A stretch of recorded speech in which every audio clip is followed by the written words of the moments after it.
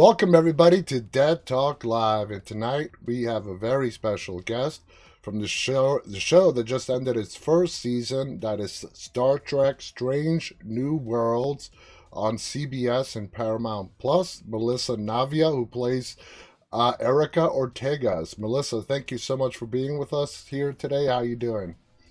I'm doing great. Thank you for having me. I'm looking forward to talking, and I think this is my first live podcast, so this is awesome. And let's see how it Let's goes. see how it goes. So I got to ask you straight off the bat. Now, uh, Ortegas is a witty smartass, for lack of a better term. Are Yes. you like that yourself in real life? Tell us about the differences between you and Ortegas. Yeah, well, I'd like to say I am. One of the cool things about when I got the audition, the breakdown, it felt so much like me. And there's something we say in this industry, especially when you are a working actor and you've been doing this for so long. It's like when the right role, is the right when the role is yours, the right role will come along. And Yeah. so when I got the breakdown, I remember thinking it was so interesting because it was like not only did they describe her as Latina, but they said she was a soldier and a pilot. And even though I've not been those things, I've played them many Hmm. times throughout my acting career. And then it specifically said something along the lines of, she can crack a joke as easily as she can handle a gun. And so I have weapons experience, and I'm a stand-up comedian, and a lot of the roles I've played, I've gotten to play these really kind of intelligent, nuanced, witty characters that you get to see all these different sides of her. So in a lot of ways, the role of Ortegas was kind of like all of the roles that I've loved in one. Hmm. Not to mention that she was the helmsman of the USS Enterprise. So Can't beat that. when I right, so when I went into audition, it was, and the writing was also so good, which of course, as you guys have seen, as everyone who's seen the show has seen, is so good. It was the same in our audition sides. And so I always say when the writing is good, the acting is quite easy, at least for me. And so it felt very much like me. And then something that producers did, not just for me, but for all of the series regulars and the guest stars, was they allowed ourselves, our own attributes, to inform the characters that they wrote, That's which was a very cool thing to do. And also just they put a lot of trust in us very early on. And especially for the legacy characters, that's why we get to see just such wonderful portrayals that honor the actors and the characters who have come before, but then kind of put their own spin on it. And I, of course, am not tethered to a legacy character, so I have that extra bit of leeway, which I leeway. enjoy. Absolutely. Now, congratulations. The show is coming back for a season two. Did you guys going in that you were going to do at least two seasons, or did you find out halfway through? When did you find out that it got picked up for another season?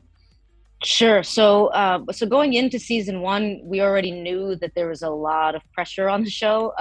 I like to always say that the Trekkies in my life, and especially I tell this story about one of my brother-in-laws who's a Trekkie, and when he found out that I had booked Strange New Worlds, he told me, he's like, "This is the one that we've been waiting for our whole lives," and that really kind of set the bar for me as to the pressure that we were under, and the kind of the expectations that fans were set it had set for us. So we knew it was going to be a big deal. We also knew, of course, Anson, Ethan, and Rebecca had been on Discovery, and so in a lot of ways, it was the fans who were integral in making sure that the show, Strange New Worlds, got made. The Mm-hmm. studio saw this wonderful reception and excitement for the characters coming back, and so we knew that there was a fan base that really really wanted us, and so that was really great going into it. And then when we were filming, we were in the midst of the pandemic. We were in the midst of being in like full lockdown in Toronto, and so the only thing we really knew about how good the show was the scripts we were getting and what we were doing. But the set, the crew, the cast, we were in our own bubble. Yeah. So, some of the times, we were like, is this really as good as we think it is? And so we found out, sure enough, you guys have all responded that it has been. And we knew in September of what would that have been, 2021. Hmm. We heard whisperings that we were going to be picked up for a season two, but nothing is ever anything until Yeah. it's something. Until you get a letter, until you get something signed, you like to not say anything. And so we went into filming season two before the world had even seen one episode of season one, and so that was also a very strange experience. But as an actor, it's Welcome. job security. Now, what I love this show, and I gotta say, what makes Strange New Worlds really good, as well as Discovery and the other shows, is that it really goes back to the Star Trek fundamentals.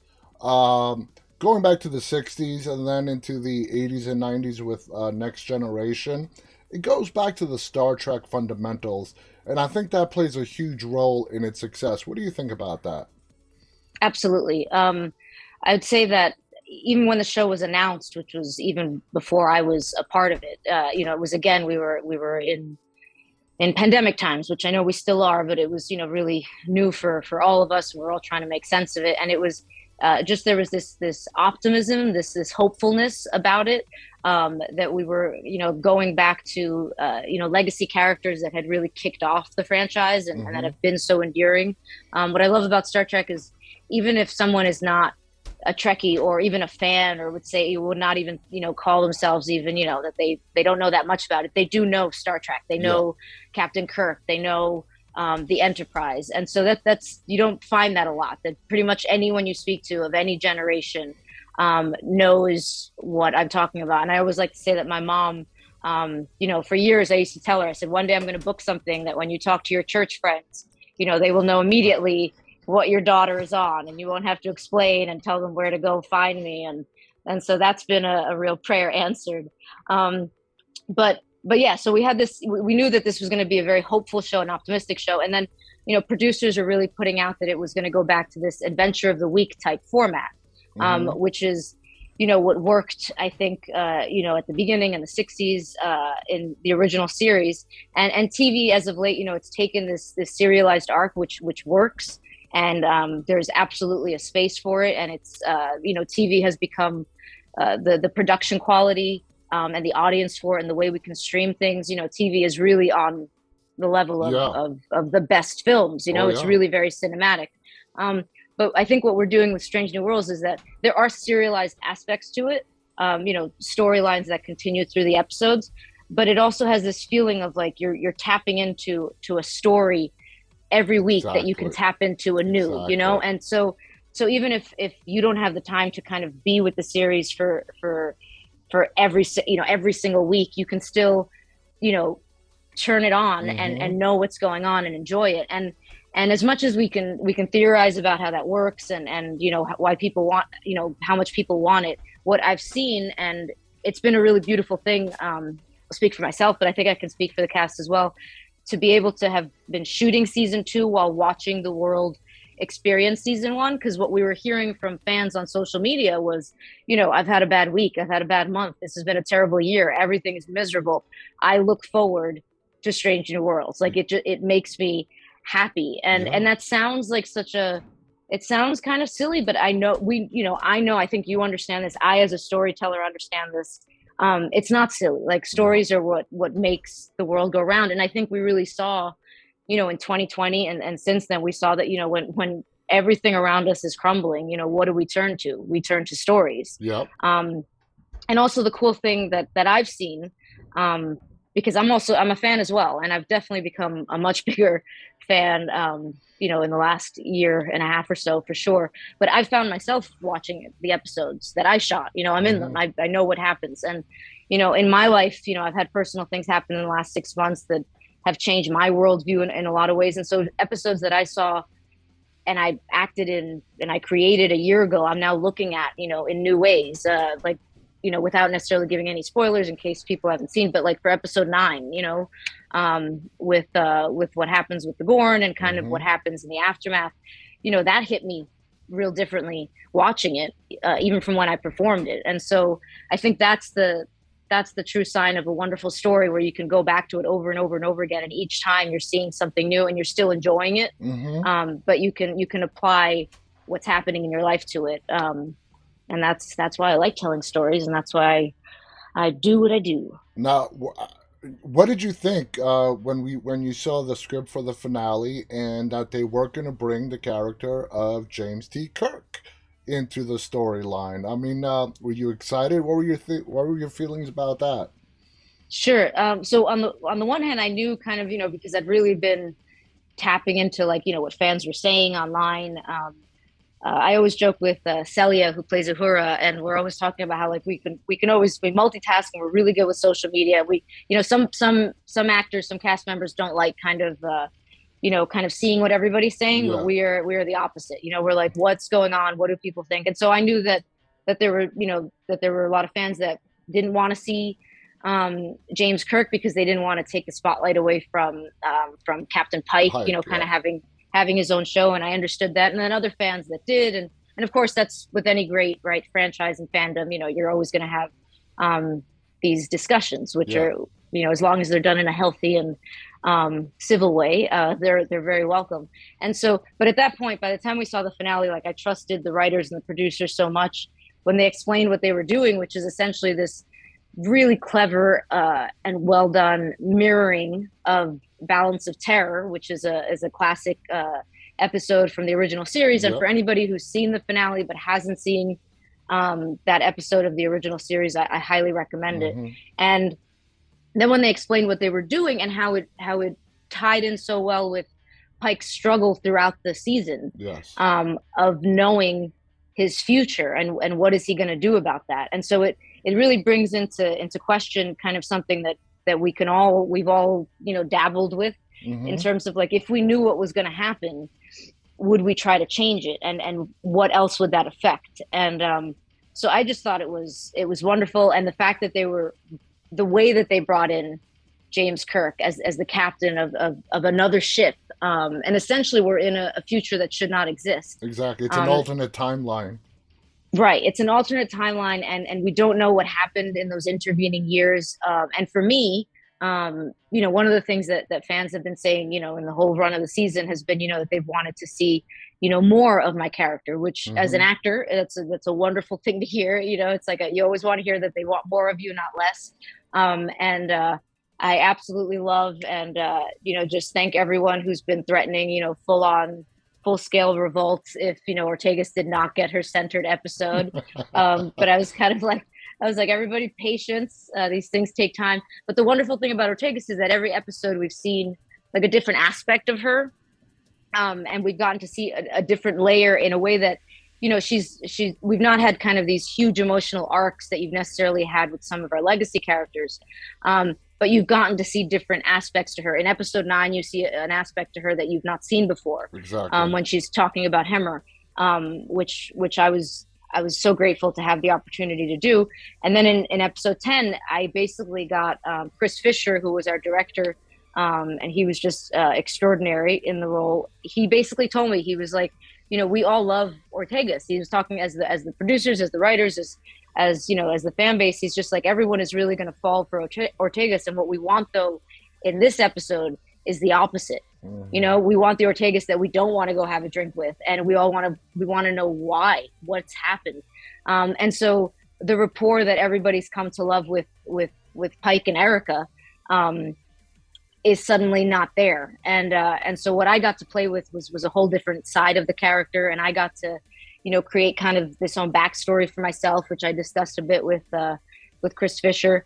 And so that was just a lot of fun to play. And then we got to match a lot of what was done in Balance of Terror in a way that was just beautiful to see, And I when was it all came together. I was going to bring that up as well because in the first half and to the middle latter half of the season, Ortega's is funny, smart ass kind of person you want to go have a beer with. But then in the finale, she stands up to the captain. I mean, Yeah, it's like, yeah, whoa, she's also a person that when the chips are down, uh, puts that fun side of her aside and gets to work, gets to business, and is not scared of sharing her opinion. Uh, yeah. when you had to, sort of do that role reversal and show us that different side of Ortega's. I mean, what did you do? I mean, what helped you flip over and show us that different side? Sure. So on the one hand, what you said about like her, always kind of, you know, being able to do the work and that kind of being foremost for her, that's interesting because it stayed with me throughout all 10 episodes. And I heard fans saying at one point, as they were watching all the episodes, that one of the great things about Ortegas and Hemmer is that we know the least about them, out of all the characters, but everyone seems to love them the most because they're funny, they're insightful, and they're also doing their job. Yeah, So in that way, Ortegas is very much Starfleet. She's an excellent helmsman, and she is so skilled at her job that she's able to, to have those moments of levity on the bridge, and Pike allows it because they obviously have history, hmm, and he trusts his helmsman fully, and so you get to see that. But then we get to episode 10, and you still see the same thing, right? She's when things have to get done and it's time for business, she stands by what she believes in, exactly. and what she really believes in is that the Romulans need to be taken out. And I think too what happened, especially, and again, everybody's discussing it. That's the hallmark of a wonderful episode, when you can have so much discussion. But I think, definitely people who knew the TOS episode, they were almost like, they were upset that, like, Ortegas was taking on the role of the character in that original episode that Yeah, was bigoted, and he had his reasons for disliking Romulans flat out. And so, but what we had discussed, in like our directors meeting, was that wasn't the case here so much. Like, you don't know what's happened in the intervening years, and what I think we don't touch on very much in season one, and we will more in season two. Slight spoiler, but is Ortegas's backstory as a soldier, as okay. a combat veteran, and so what the finale kind of makes us ask is what has happened to this person who you still see those hallmarks of. She's an excellent pilot. She doesn't agree with Pike's way of going about things, but she is still gonna, he needs her to get Yeah, from point A to B, and she's gonna get there faster than anybody else can. But she definitely, she just saw a ship, blown out of the sky, or what is it, a station blown out of the sky, outpost. um, an outpost without Yeah, any sort of regard for the human life on it. yeah. And so it feels like she's had this discussion with Pike before about, it is always the Romulans. Like, why are we going in circles? Hmm. Um, and then it's, of course, it's the whole thing with, her and Spock, butting heads. But what kind of is underneath that is wondering what happened. What is her backstory with the Romulans? There was, the Romulans have a history that Star Trek fans know of. Like, who has she lost, at the hands of Romulans? Yeah. And then it also asks us, it makes us question, people can go through similar situations in life and emerge from it differently. Hmm. Um, and what causes that, and how does that happen? And so, I would like to think that by the time we reach the end of the finale, you see that she sees the Romulan, commander who sides with Pike, and he gives up his life. And again, I'm totally sorry, it's total spoilers, guys. But I did warn everybody who's going to watch this that there'd be spoilers. I'll Yes. stop now. But so you see her kind of have a change of heart that isn't spoken. It's not, we're not banging you over the head on it, but Hmm. I'd like to think that if somebody sees that episode more than once, they kind of see that Oh, I saw in it the right way that away. I. Yeah. Oh, thank you. But in the way that you see that, and things are different. I won't say anymore. But what happens at the end of the episode is truly life altering for everybody, if Absolutely. that future existed. And so I'd like to think that she is now going to take a different view of just how much she despised the Romulans, and especially too with what happens at the end, again, without saying too much. And so it was just, for me, it was just a wonderful opportunity to play a completely different, Yeah. um, side of Ortegas. And I don't think there's a lot of shows out there that allow you that kind of range. I No. mean, you saw the fantasy episode Yeah. 8. I was a knight. I Yes. mean, That I mean, was right? awesome. Like just crazy. So One of the things is you guys, everyone has amazing chemistry with each other on the show. And you in particular, let's take you and Nurse Chapel. Okay? You guys have a great friendship. You seem to have great relationships. Now, I know that a lot of that for what we see on the screen is fostered in what happens behind the scenes. Yeah. So, would you say you guys get along really well, in between shoots? Oh my goodness, we absolutely do, and I tell everybody, I'm like, as much as you love all the characters on screen, I'm so happy to be able to relay to you that are really that way in life. Like we hang out. They are just the coolest bunch of people. They're all extraordinarily good looking, which is neither here nor there, but that's just the truth. Mm-hmm. And they're all extraordinarily talented in ways beyond our acting. They're just fun to hang out with. Especially, I've been very thankful. I've been going through grief these last 6 months, and I could not have thought of. I can't think of a better group of people to have had to spend almost every day with, and including the crew as well. But one thing that when we started to get the screeners for the first episodes of season one, the producers were like, it jumps off the screen how much you guys legitimately like each other. Yes, it does. Um, and I especially like too. I think it's our episode 5, our shore leave episode, where I get to hang with with Chapel and Dr. Mbenga, Yes. because I get to hang with Jess and Babs, and I think fans have been really craving that, to kind of see the camaraderie between crew members, in different parts of the ship. Mm-hmm. Um, and I absolutely adore Babs. I adore Jess. I adore Ethan. I always say Ethan is just a light on set that is just, is you can't extinguish it. He's just really a wonderful energy. I mean, Rebecca and Anston, I'm so happy to have them kind of at the head of this ship. Celia is the youngest of us, Yeah. and she is constantly teaching us new things. Like sometimes I feel like she's more mature than I am. Jess and Chrissy, Jess is so cool, and she's an artist, and Chrissy has become like a sister to me. Who am I missing? Then Bruce as Hemmer. It's just wonderful. I just saw him on stage. He was doing something at Fringe in Toronto, and I got to see him on stage. I That was is so so sad cool. after Yeah. yeah, after it happens. I was like, oh God, Bruce, I'm so happy to. And on set, he took so long to get into prosthetics that I never saw Bruce on set as Bruce. I always saw him as Hemmer, which was like so crazy. Like the first time I really like got to interact with him as Bruce, because we would do all of our cast reads via Zoom. It was probably at the New York City premiere. Wow. And Bruce too. Bruce is also an artist. Yeah, just everyone is just absolutely wonderful. I hope I haven't Well, missed anybody, but yeah, I love think them you all. got And pretty much everyone. Yeah. I mean, it's yeah, amazing. We cannot wait for season 2. Again, guys, it's Star Trek Strange New Worlds. The complete first season, which is done now, is available on Paramount Plus. Check it out. You won't be disappointed. And if you are a Star Trek fan and haven't watched this yet, you need to watch it. If you're not a Star Trek fan, go ahead and watch it. You will become a Star Trek fan. I want to thank Melissa so much for coming on here and sharing some of her experiences. Thank you to our audience. Any final thoughts you want to share before we go, Melissa? I'll just to everybody watching and to anybody who watches this, just the fans have been phenomenal, absolutely wonderful, and you guys have been in our hearts while we were shooting season 2, and I just keep saying, trust that this franchise and Strange New Worlds is in very good hands. It's being told by fans, the producers, the writers, the actors, the crew.